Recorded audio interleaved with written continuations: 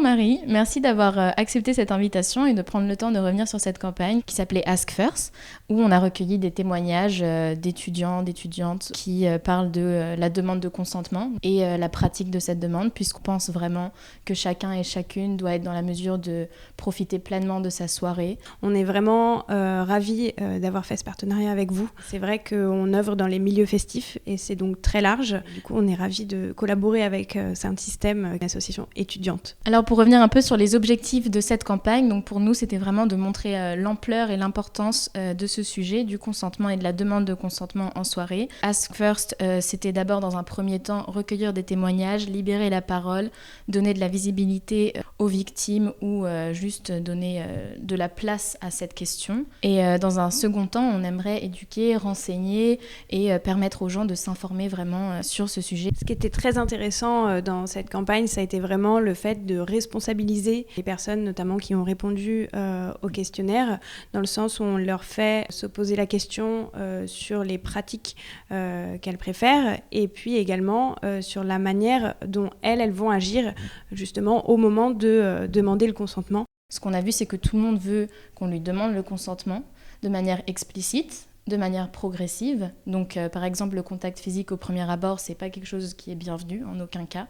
On a vu aussi que le non, le fait de refuser une demande, est très mal accepté, souvent pas accepté, pas compris directement. Donc effectivement, on a des réponses qui sont très différentes, parfois sur la forme, mais sur le fond, on retrouve vraiment des lignes directrices qui sont très marquées. On a des besoins de demande de consentement qui soient verbales ou non verbales, mais à chaque fois, on retrouve ce côté étape par étape. On retrouve aussi une volonté que l'attirance soit mutuelle et on voit que les personnes s'assurent justement avant de passer à l'étape supérieure entre guillemets que l'autre personne est également partante pour aller plus loin. Selon toi, comment peut-on demander le consentement ? Le consentement, il se fait déjà en 3 étapes. La première étape, c'est de vérifier que l'autre personne est disponible. Donc une personne qui ne nous a pas du tout regardé, avec qui on n'a eu aucune discussion, aucun eye contact, va pas être une personne disponible. Ensuite, on demande le consentement. Dans les milieux festifs, on ne connaît pas forcément la personne qu'on a en face de soi. On ne sait pas quelles sont ses habitudes ou ses préférences. Donc la meilleure manière, c'est de demander explicitement et de manière verbale.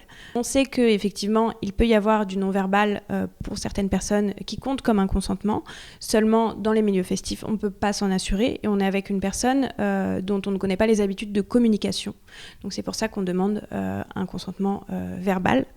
Et enfin, le point qui est aussi très important et qui peut parfois être problématique, c'est que quelle que soit la réponse, il faut l'accepter en fait. Et un non veut dire non.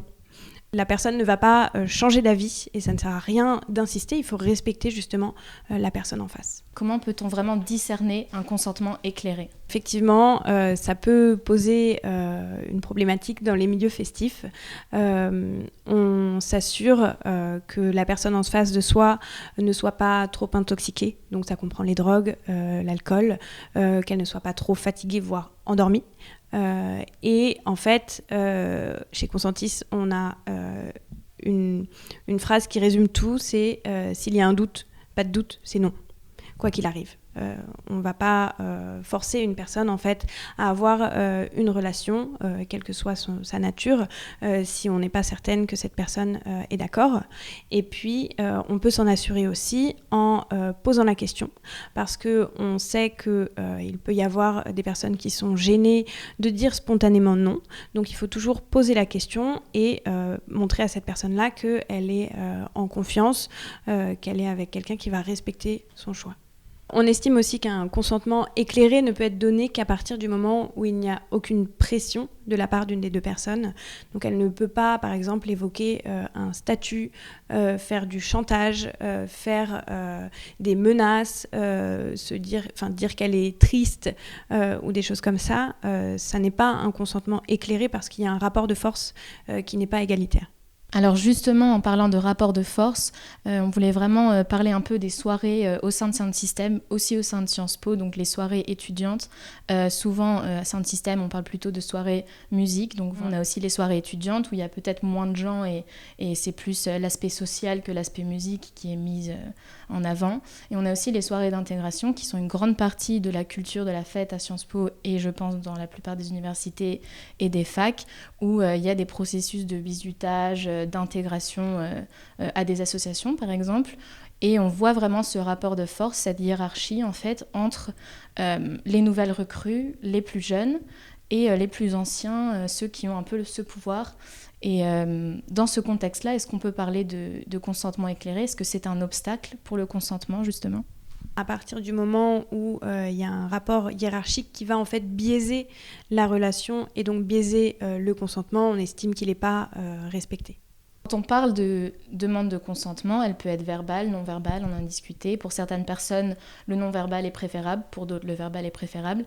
Dans tous les cas, il y a une question d'interprétation des signaux, des regards, des gestes. Pourquoi ça pose problème et comment remédier à ce flou et cette ambiguïté dans l'interprétation des signaux ? Ça pose problème tout simplement parce que c'est subjectif et que chaque personne va avoir sa manière de dire oui et sa manière de dire non.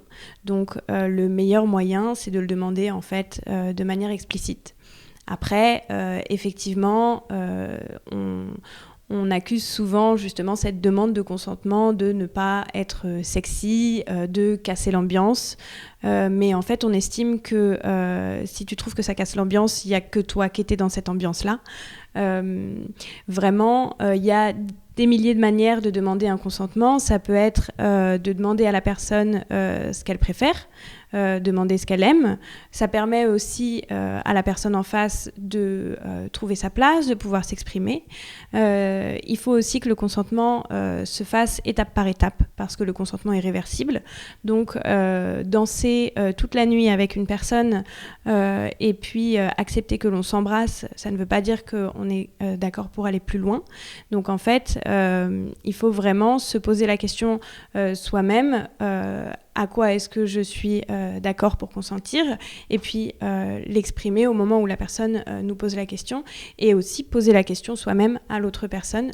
Comme ça, il n'y a vraiment pas de problème d'interprétation en fait. Selon toi, est-ce que le consentement a changé ? Est-ce que les mœurs par rapport au consentement ont changé ? Est-ce qu'il y a eu une véritable évolution des mentalités ?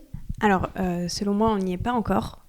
On est quand même dans une société beaucoup régie par la culture du viol. On banalise et on normalise les comportements de violence sexistes et sexuelles. Mais effectivement, grâce au hashtag MeToo et à tous ceux qui ont découlé, on arrive à un moment où la libération de la parole est de plus en plus grande et où en fait, pour la première fois, on écoute les personnes et on les croit. Et c'est vraiment ça qui est de plus en plus important. On en revient aussi à définir pour la première fois ce qu'est le consentement. Ça fait écho en ce moment beaucoup dans l'actualité et depuis quelques années justement, depuis que le hashtag MeToo est sorti. Et je pense qu'on va vers quelque chose de nouveau. Et justement, Consentis est là pour responsabiliser et ouvrir les yeux aussi en donnant une définition claire du consentement. Ça permet aux personnes ensuite de se projeter dans tout ce qu'elles vivent et de se poser ces questions-là de manière simple et pratique. Et est-ce que dans les pratiques de la demande de consentement, est-ce qu'on voit aussi une évolution dans les actions ? Est-ce qu'on peut le voir ou est-ce qu'il est trop tôt pour vraiment témoigner de ça ? Moi, personnellement, je pense qu'il est un peu trop tôt pour le moment.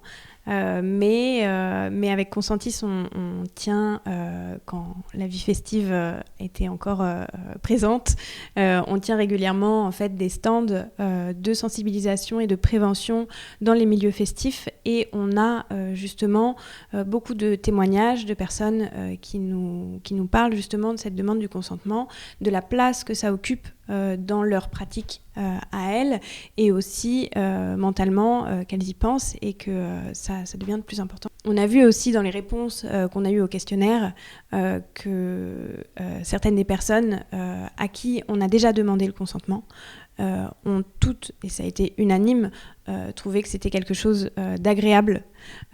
Finalement, on se rend compte que ça ne casse pas du tout l'ambiance, que ça peut être très sexy justement d'exprimer ses désirs au moment où on nous pose la question. Donc je pense que là, on arrive aussi à une première évolution de la représentation de ce qu'est la demande du consentement.